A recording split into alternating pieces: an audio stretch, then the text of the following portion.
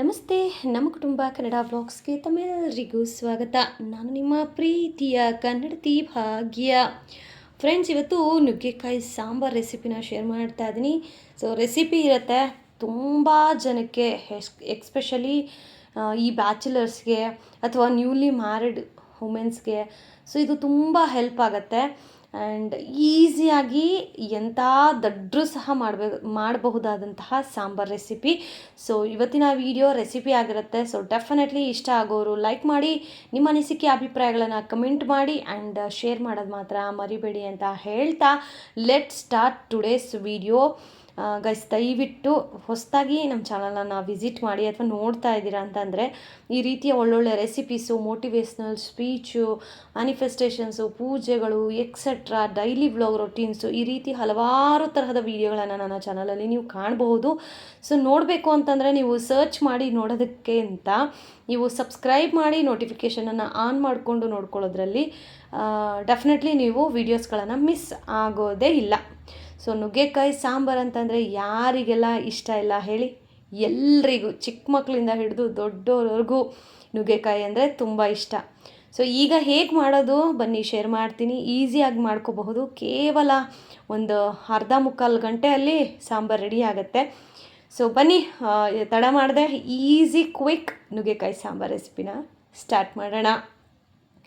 ಮೊದಲನೇದಾಗಿ ಒಂದು ಕಡಾಯನ್ನು ಇಟ್ಕೊಂಡು ಎಣ್ಣೆ ಸ್ವಲ್ಪ, 1-2 ಟೇಬಲ್ ಸ್ಪೂನ್ ಆಗೋಷ್ಟು ಎಣ್ಣೆಯನ್ನು ಹಾಕ್ಕೊಂಡು ಎಣ್ಣೆ ಸ್ವಲ್ಪ ಬಿಸಿ ಆಗೋವರೆಗೂ ವೆಯ್ಟ್ ಮಾಡಿ. ಸೊ ಆದಷ್ಟು ಈ ಒಂದು ಪ್ರೊಸೀಜರನ್ನು ನೀವು ಮೀಡಿಯಮ್ ಟು ಲೋ ಫ್ಲೇಮ್ ಇಟ್ಕೊಂಡೆ ಮಾಡ್ಕೊಳ್ಳಿ. ತೀರಾ ಹೈ ಇಡಕ್ಕೆ ಹೋಗ್ಬಿಡಿ, ಬಿಕಾಸ್ ಆಗ ಕಡಲೆಬೇಳೆ, ಈ ಧನಿಯಾ ಇವೆಲ್ಲನೂ ಬೇಗ ಸೀದೋಗ್ಬಿಡುತ್ತೆ. ಸೀದೋದ್ರೆ ಟೇಸ್ಟ್ ಬೇರೆ ಥರ ಬರುತ್ತೆ. ಹಾಗಾಗಿ ಸೊ ಇಲ್ಲಿ ಮೊದಲನೇದಾಗಿ ನಾನು ಕಡಲೆಬೇಳೆ 1 ಟೇಬಲ್ ಸ್ಪೂನ್ ಆಗೋಷ್ಟು, ಉದ್ದಿನಬೇಳೆ 1 ಟೇಬಲ್ ಸ್ಪೂನ್ ಆಗೋಷ್ಟು, ಅದ್ರ ಜೊತೆಗೆ ಧನಿಯಾ ಕಾಳು. ಸೊ ನಿಮ್ಮ ಹತ್ರ ಧನಿಯಾ ಕಾಳು ಇಲ್ಲ ಅಂತ ಅನ್ನೋರು ಧನಿಯಾ ಪುಡಿ ಇರುತ್ತಲ್ವ, ಅದನ್ನು ಡೈರೆಕ್ಟಾಗಿ ನೀವು ಸಾಂಬಾರ್ಗೂ ಸಹ ಹಾಕ್ಕೋಬಹುದು. ಬಟ್ ನನ್ನ ಹತ್ರ ಧನಿಯಾ ಕಾಳು ಇದೆ, ಸೊ ನಾನು ಮಸಾಲೆಗೆಲ್ಲ ಹಾಕ್ತಾ ಇರ್ತೀನಿ. ಹಾಗಾಗಿ ನಾನಿಲ್ಲಿ ಧನಿಯಾ ಕಾಳುಗಳನ್ನು ಹಾಕ್ತಾಯಿದ್ದೀನಿ. ರಸಮ್ಗೂ ಅಷ್ಟೇ ಈ ಧನಿಯಾ ಕಾಳು ಹಾಕೋದ್ರಿಂದ ತುಂಬ ಟೇಸ್ಟ್ ಕೊಡುತ್ತೆ. ಆ್ಯಂಡ್ ನೆಕ್ಸ್ಟ್ ನಾನಿಲ್ಲಿ 1 ಟೇಬಲ್ ಸ್ಪೂನ್ ಆಗೋಷ್ಟು ಜೀರಿಗೆನ ಹಾಕ್ಕೋತಾ ಇದ್ದೀನಿ. ಧನಿಯಾ ಕಾಳುಗಳನ್ನು ಒಂಚೂರು ಜಾಸ್ತಿ ಹಾಕ್ಕೊಳ್ಳಿ ಅಷ್ಟೇನೆ. ಆಮೇಲೆ 1/4 ಟೇಬಲ್ ಸ್ಪೂನ್ಗಿಂತ ಇನ್ನೂ ಕಡಿಮೆ ಮೆಂತ್ಯ, ಆಮೇಲೆ ಚೂರು ಚಕ್ಕೆ. ಸೊ ಇದಿಷ್ಟನ್ನು ಹಾಕಿ ಅದ್ರದ್ದು ಘಮ, ಸ್ವಲ್ಪ ಕಲರು, ಜಾಸ್ತಿ ಸೀದ್ಸೋಕ್ಕೆಲ್ಲ ಹೋಗಬೇಡಿ. ನೀವು ಜಾಸ್ತಿ ಸೀದ್ಸಿದ್ರೆ ಏನಾಗುತ್ತೆ ಅಂತಂದರೆ ಟೇಸ್ಟ್ ಬೇರೆ ಥರ ಬಂದುಬಿಡುತ್ತೆ. ಒಂದು ಲೈಟ್ ಕಲರಾಗಿ, ಅಂದರೆ ಕಲರ್ ಚೇಂಜ್ ಆಗೋ ಮಟ್ಟಿಗಾದರೆ ಸಾಕಾಗತ್ತೆ. ಸೊ ಅದನ್ನು ನೆನ್ಪಿಟ್ಕೊಳ್ಳಿ. ಸೊ ಇವಾಗ ಇದನ್ನು ಒಂದು ಸ್ವಲ್ಪ ಕೈ ಆಡಿಸಿ, ಸೊ ಈ ಕಲರ್ ಬಂದರೆ ಸಾಕು. ನೋಡಿ, ನಾನು ಎಲ್ಲ ಹಾಕೋಷ್ಟೊತ್ತಿಗೆ ಪಾಸ್ ಮಾಡಿ ನಾನು ಹಾಕಿರೋದು ಗೈಸ್. ನೀವು ಅಕ್ಕ ಹಾಕಿದ್ರು ಅಂತ ಹಂಗಂಗೆ ಹಾಕಕ್ಕೆ ಹೋಗ್ಬಿಡಿ. ನಾನು ಪಾಸ್ ಮಾಡಿ ಹಾಕಿದ್ದೀನಿ. ಸೊ ಸ್ವಲ್ಪ ಕಲರ್ ಚೇಂಜ್ ಆಗೋವರೆಗೂ ಫ್ರೈ ಮಾಡಿ. ಅದಾದಮೇಲೆ ಈಗ ಒಂದು ಪೂರ್ತಿ ಬೆಳ್ಳುಳ್ಳಿ, ಮೀಡಿಯಮ್ ಸೈಜಿಂದು ಒಂದು ಪೂರ್ತಿ ಬೆಳ್ಳುಳ್ಳಿನ ಸಿಪ್ಪೆ ತೆಗೆದು ಇಲ್ಲಿ ಹಾಕ್ಕೋತಾ ಇದ್ದೀನಿ. ಖಾರಕ್ಕೆ ನಿಮ್ಗೆ ಎಷ್ಟು ಬೇಕೋ ಅಷ್ಟು ಒಣಮೆಣ್ಸಿನ್ಕಾಯಿ, ಹಸಿಮೆಣ್ಸಿನ್ಕಾಯಿನ ಸ್ಕಿಪ್ ಮಾಡಿ ಆದಷ್ಟು ಒಣಮೆಣ್ಸಿನ್ಕಾಯಿ ಮತ್ತು ಕೊನೆಯದಾಗಿ ಕರಿಬೇವಿನ ಸೊಪ್ಪು, ಇದಿಷ್ಟನ್ನು ಹಾಕಿ ಒಂದು ಸ್ವಲ್ಪ 2 ಸೆಕೆಂಡ್ಸ್ ಆಗೋಷ್ಟು ಫ್ರೈ ಮಾಡಿ. ಬಿಕಾಸ್ ಅದು ಒಣಮೆಣ್ಸಿನ್ಕಾಯಿ ಘಾಟ್ ಏನಿರುತ್ತಲ್ಲ ಅದು ಸ್ವಲ್ಪ ಹೋಗಬೇಕಾಗತ್ತೆ. ಆಮೇಲೆ ಬೆಳ್ಳುಳ್ಳಿದು ಹಸಿ ವಾಸನೆ ಇರುತ್ತಲ್ಲ, ಸೊ ಅದೆಲ್ಲ ಸ್ವಲ್ಪ ಹೋಗಬೇಕಾಗತ್ತೆ. ಸೊ ನಾನೀಗ ಒಂದು 2 ಸೆಕೆಂಡ್ಸ್ ಆಗೋಷ್ಟು ಫ್ರೈಯನ್ನು ಮಾಡಿಕೊಂಡು ಒಂದು ದೊಡ್ಡ ಈರುಳ್ಳಿ ಕಟ್ ಮಾಡಿರೋದನ್ನು ಹಾಕ್ಕೋತಾ ಇದ್ದೀನಿ. ಅದ್ರ ಜೊತೆಗೇನೆ ಒಂದು ದೊಡ್ಡ ಗಾತ್ರದ ಟೊಮೊಟೊನು ಸಹ ಹಾಕ್ಕೊಂಡು, ಕರಿಬೇವಿನ ಸೊಪ್ಪಲ್ಲಿ ಈ ಕಡ್ಡಿಗಳಿರುತ್ತೆ ಗೊತ್ತಾ, ಸೊ ಆ ಕಡ್ಡಿಗಳನ್ನು ಹಾಕ್ಕೊಳ್ಳಿ. ಕಡ್ಡಿ ಇಲ್ಲ ಅಕ್ಕ ಅಂತ ಹೇಳೋರು ಕೊತ್ತಂಬರಿ ಸೊಪ್ಪನ್ನು ಸಹ ಹಾಕ್ಕೊಳ್ಳಿ. ನಾನಿಲ್ಲಿ ಕೊತ್ತಂಬರಿ ಸೊಪ್ಪನ್ನು ಸಾಂಬಾರಿಗೆ ಗಾರ್ನಿಷ್ಗೆ ಹಾಕೋಕ್ಕೆ ಅಂತ ಕಟ್ ಮಾಡಿ ಇಟ್ಕೊಂಡು ಆ ಕಡ್ಡಿ ಏನಿರುತ್ತಲ್ಲ ಅದನ್ನು ನಾನಿಲ್ಲಿ ರುಬ್ಕೊಳ್ಳೋಕ್ಕೆ ಹಾಕ್ಕೋತಾ ಇದ್ದೀನಿ. ಸೊ ಇದೆಲ್ಲನೂ ಹಾಕಿದ್ಮೇಲೆ ಟೊಮೊಟೊ ಆಲ್ಮೋಸ್ಟ್ ತೀರಾ ಸಾಫ್ಟ್ ಆಗಬೇಕು. ಸೊ ಈ ರೀತಿ ಒಂದು 2 ಸೆಕೆಂಡ್ಸ್ಗೆ ಕೈ ಆಡಿಸ್ತಾ ಇರಿ. ಟೊಮೊಟೊ ಪೂರ್ತಿ ಸಾಫ್ಟ್ ಆಗೋವರೆಗೂ ಕೈ ಬಿಡದೆ ಆಡಿಸ್ತಾ ಇರಬೇಕು, ಬಿಕಾಸ್ ಸೀದೋಗೋ ಚಾನ್ಸಸ್ ತುಂಬ ಇರುತ್ತೆ. ಹಾಗಾಗಿ ಅದಾದಮೇಲೆ ಒಂದು ಸ್ವಲ್ಪ ಕೊಬ್ಬರಿನೂ ಹಾಕಿ ನೋಡಿ, ಈ ರೀತಿ ಟೊಮೊಟೊ ಅನ್ನೋದು ಸ್ವಲ್ಪ ಸಾಫ್ಟ್ ಆಗಬೇಕು. ಟೊಮೊಟೊ ಸಾಫ್ಟ್ ಆಯಿತು ಅಂತಂದರೆ ನಮ್ಮ ಈ ಪ್ರೊಸೀಜರ್ ಇಲ್ಲಿಗೆ ಸ್ಟಾಪ್ ಮಾಡಬೇಕು. ಅಂದರೆ ಈಗ ಸ್ಟವ್ ಆಫ್ ಮಾಡಿ ಇದು ತಣ್ಣಗಾಗೋಕ್ಕೆ ಬಿಡೋಣ.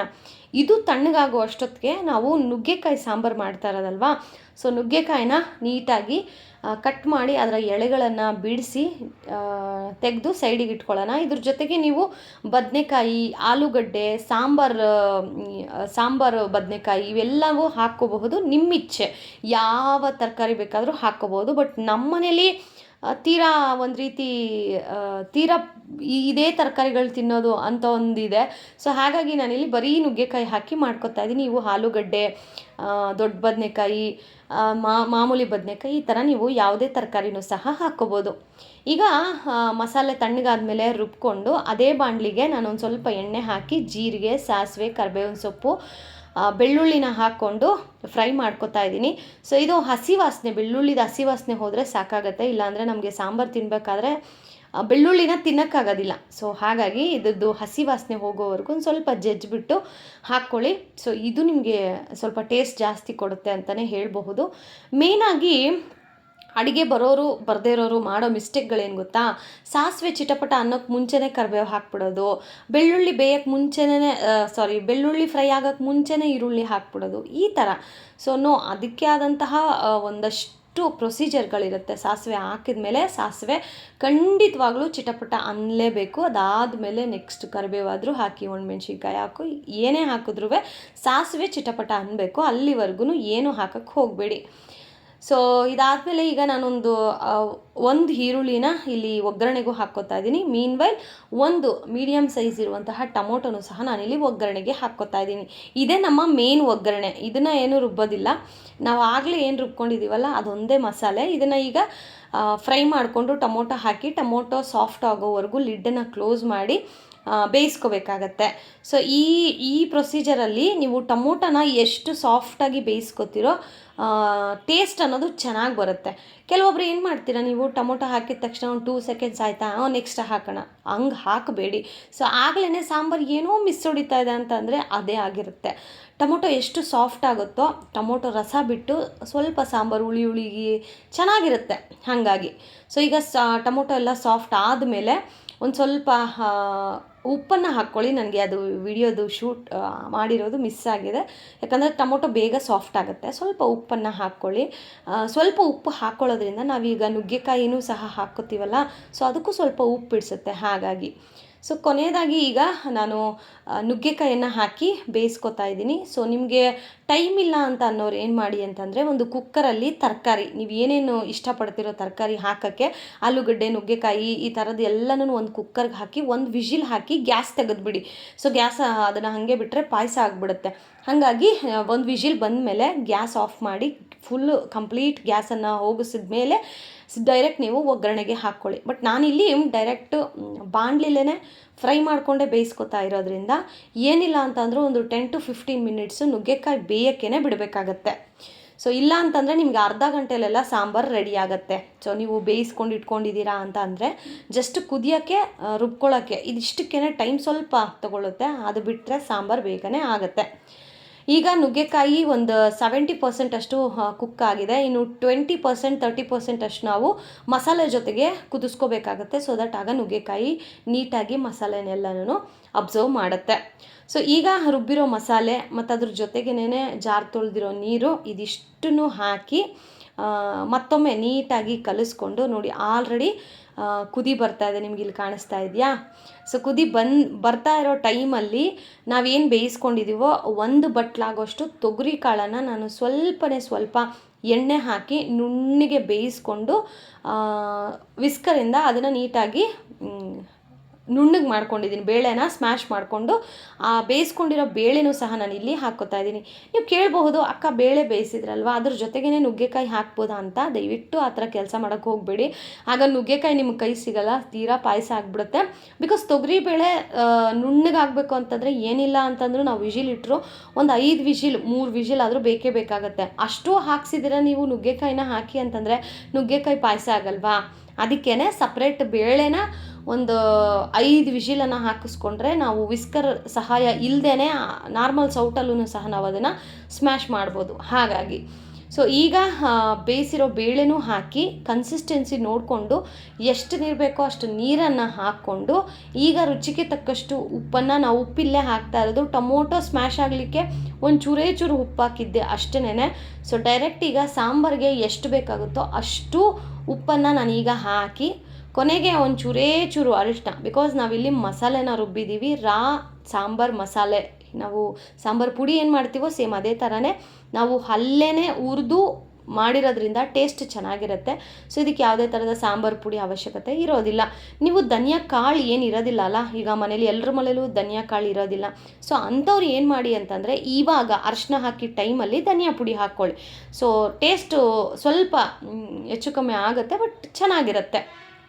ಸೊ ಈಗ ಅರಿಶಿನೂ ಹಾಕಿ ನೀಟಾಗಿ ಕಲಿಸ್ಕೊಂಡು ಲಿಡ್ಡನ್ನು ಕ್ಲೋಸ್ ಮಾಡಿ ಒಂದು 15-20 ಮಿನಿಟ್ಸು ಮೀಡಿಯಮ್ ಫ್ಲೇಮಲ್ಲೇ ಬೇಯಿಸ್ಕೋಬೇಕಾಗತ್ತೆ. ಸೊ ನೀವು ಎಷ್ಟು ಬೇಯಿಸ್ಕೊತೀರೋ ಅಷ್ಟು ಸಾಂಬಾರು ತಿಕ್ಕಾಗಿ ಚೆನ್ನಾಗಿ ಬರುತ್ತೆ. ಸೊ ಈ ಸಾಂಬಾರು ಮಾಡಬೇಕಂದ್ರೆ ಒಂದು ಸ್ವಲ್ಪ ಪೇಷನ್ಸು ಸಹ ತುಂಬಾ ಮುಖ್ಯ. ಬಟ್ ನೀವು ತಿನ್ನಬೇಕಾದ್ರೆ ಇದರ ಟೇಸ್ಟ್ ಮಾತ್ರ ಮಾಡಿಕೊಟ್ರೆ ಕಳೆದೋಗ್ತಾರೆ. ನಿಮ್ಮ ಯಜಮಾನರಾಗಿರಲಿ, ನಿಮ್ಮ ಅತ್ತೆ ಆಗಿರಲಿ, ಮನೆಯವರೆಲ್ಲರೂ ಒಂದು ಸತಿ ಈ ಸಾಂಬಾರನ್ನು ನೀವು ಮಾಡಿ ನಿಮ್ಮ ಮನೆಯವ್ರಿಗೆ ಬಡಿಸಿ, ಅದಾದಮೇಲೆ ಅವತ್ತು ಮಾಡಿದ್ದಲ್ಲ ನುಗ್ಗೆಕಾಯಿ ಸಾಂಬಾರು, ಆ ಥರ ಸಾಂಬಾರು ಮಾಡ್ತೀಯ ಅಂತ ಹೇಳಿ ಪದೇ ಪದೇ ಮಾಡಿಸ್ಕೊಂಡು ತಿಂತಾರೆ. ಯಾಕಂದರೆ ನಮ್ಮ ಮನೇಲಿ ನಮ್ಮ ಯಜಮಾನರು ಅದೇ ಥರನೇ. ಈಗ ಕೊನೆಯದಾಗಿ ಒಂದು ಕುದಿ ಬರೋವರೆಗೂ ನಾವು ಇಲ್ಲಿ ಹುಳಿನ ಹ್ಯಾಂಡ್ ಮಾಡ್ಕೋಬಾರ್ದು.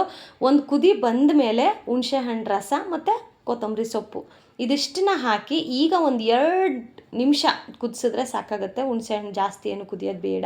ಸೊ ಒಂದು 2 ನಿಮಿಷ ಈ ರೀತಿ ಕಲಿಸ್ಬಿಟ್ಟು ಒಂದು 2 ನಿಮಿಷ ಕುದ್ರೆ ನಮ್ಮ ಸಾಂಬಾರು ಅನ್ನೋದು ರೆಡಿ ಆಗುತ್ತೆ. ಬಿಸಿ ಬಿಸಿ ಮುದ್ದೆ ಜೊತೆಗೆ, ಅನ್ನದ ಜೊತೆಗೆ, ಯಾವುದ್ರ ಜೊತೆಗಾದರೂ ನೀವು ಕಾಂಬಿನೇಷನನ್ನು ಮಾಡ್ಕೋಬಹುದು. ಲಿಟ್ರಲಿ ಗೈಸ್, ನೀವು ಈ ರೆಸಿಪಿನ ಮಾಡಿದ್ದೀರಾ, ಈ ಸಾಂಬಾರನ್ನು ಮಾಡಿ ನಿಮ್ಮ ಮನೇಲಿರೋರಿಗೆ ಬಡಿಸಿದ್ದೀರಾ ಅಂತಂದರೆ ತಟ್ಟೆ ಸಮೇತ ನೀಟಾಗಿ ನೆಕ್ಕಿ ಸಾಂಬಾರನ್ನು ಖಾಲಿ ಮಾಡ್ತಾರೆ. ಇದಂತೂ ಬರೆದಿಟ್ಕೊಳ್ಳಿ ಖಂಡಿತವಾಗ್ಲೂ.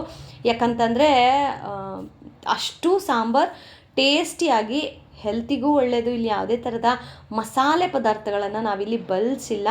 ಎಲ್ಲವನ್ನು ನಾವೇ ಮನೇಲಿ ಹೋಮ್ ಮೇಡ್ ಮಾಡಿರ್ತಕ್ಕಂಥದ್ದು.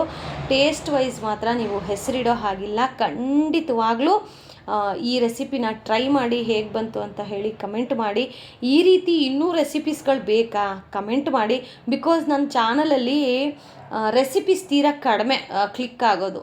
ಬಟ್ ನನಗೇನಂತಂದರೆ ಕ್ಲಿಕ್ ಆಗಿಲ್ಲ ಅಂದರೂ ಪರವಾಗಿಲ್ಲ, ಒಂದು 2-3 ಜನಕ್ಕಾದರೂ ಯೂಸ್ಫುಲ್ ಆದರೆ, ಆ ರೆಸಿಪಿನ ನೋಡಿ ಅವರು ಟ್ರೈ ಮಾಡಿದ್ರೆ ಅದಕ್ಕಿಂತ ಮತ್ತೊಂದು ಖುಷಿ ಇದೆಯಾ? ಇಲ್ಲ ಅಲ್ವಾ?